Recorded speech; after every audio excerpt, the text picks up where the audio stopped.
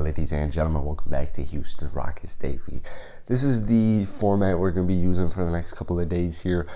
Houston Rockets lost to the Miami Heat last night, second leg of a back-to-back after getting their 16th win of the season against Ja Morant and the Memphis Grizzlies, who at the time were the number 2 seed. They actually might still be the 2 seed because Golden State lost last night.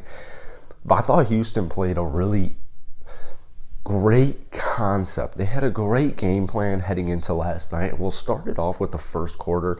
I'm not going to do a recap in today's video, but we're kind of going to basically be recapping parts of it and mainly talking about Jalen and Kevin Porter Jr. here. KPJ, first quarter, 7 field goals.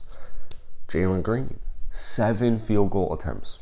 Sengun, 4 field goals. So that's 18 shots right there by 3 very young players, 3 players that we're trying to build around. Now, Christian Wood did not play last night, and I'm like, I have an issue. Not really necessarily an issue. I have a concern that they're going to shut Christian Wood down at some point in the season and then, like, not test out Sengun and Wood, which I think would be just, like, a huge failure. As if you continue to not play, I guess they play, like, some minutes together, but like Sengun, this was only his 5th start of the season last night. He played well. I'm just worried that we go through like a whole season and you see literally no working of Wood and Sengun. Like, I just hope they get that opportunity. But this is exactly what you want to see here. I would have been interested to see if Kevin would have taken 7, if Jalen would have taken 7 field goal attempts, if Christian Wood was playing last night. Personally, I feel like Christian Wood, since, when was that incident? Like, first week of January, whenever he refused to check into the game. I feel like ever since then, he's been a much more willing passer. Still kind of working on it, but the other night he had like 5 assists, something like that, so that's great. But Jalen Green, since the All-Star break, you're looking at 20.3 points per game, 3.5 assists, 4.5 rebounds, 1.5 steals, shooting 47% from the field.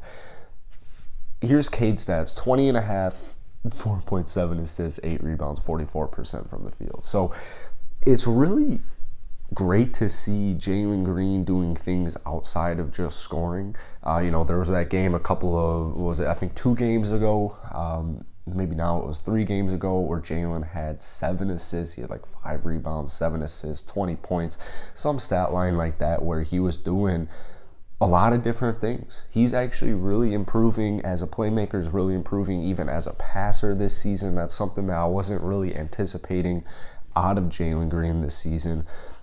Before the year started, I was thinking Jalen was going to be like not a career 25-5 and not a rookie 25-5, but like, something along those lines where he's not getting like a ton of rebounds, he's not getting a ton of assists, but he's definitely doing a little bit more. Not like, maybe almost like a Devin Booker, early on in his career. But the 1.7 steals is also a great sign. You love to see the improved defense, Jalen Green, even if it's not happening on like a statistical basis. 1.5 steals since the All-Star break, no one's really complaining with that. And with Jalen Green on defense, I would say it's a little bit more of the eye test. You have to watch these games a little bit more in depth to tell, like, all right, Jalen actually has really been improving as a defender, especially on ball defender, but even off ball as well, just as much. So last night, they didn't beat the Miami Heat, but KPJ dropped 22 points, 5 rebounds, 1 assist. That's not great, 1 assist. Did shoot 5 of 11 from downtown. Jalen last night, 20 points, 1 rebound, 3 assists, 50 from the field, and then 4 of 10 from downtown. So that's 2 straight games for both KPJ and Jalen Green as our 1-2 punch duo, scoring 20 points.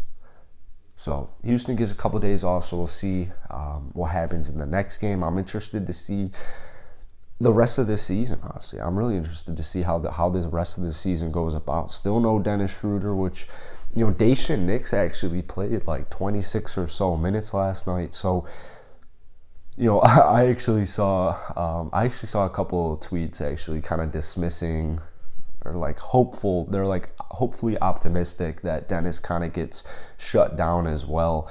If Dennis Schroeder were to get shut down this early on in his Rockets career, I really hope at that point they don't sign him back, because I feel like you're taking a pretty big risk there. We didn't see much of Dennis Schroeder. When we have seen Dennis Schroeder, he's really impressed, but I could say the same exact thing about Daishen Nix.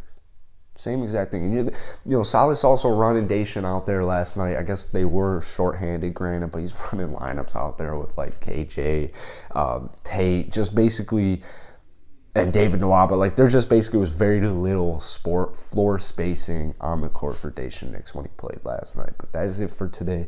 If you enjoyed it, hit the like button, hit that sub button, drop some comments down below on this 1-2 punch duo, and I'll see you guys later.